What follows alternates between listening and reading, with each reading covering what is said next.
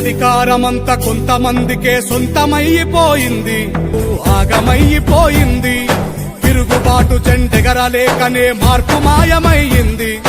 పలిసినోడి కుట్టెరుగలేకనే బానిస బతుకయ్యింది.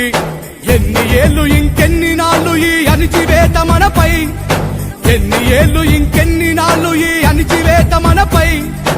ఎదురు తిరిగి పోరాడి నిలబడితే రాదా గెలుపై.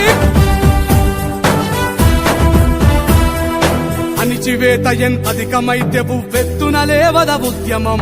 హేళనతో మొదలైన పోరు నడుపుతుంది మహోద్యమం.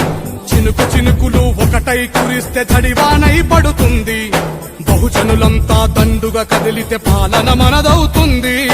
చీమలు ఒకటై పామును చంపిన చరిత మరవవద్దు, చీమలు ఒకటై పామును చంపిన చరిత మరవవద్దు. మతపు తేనుగుల కూల్చడమే మన బహుజన బ్రతుకుల్లో పొద్దు.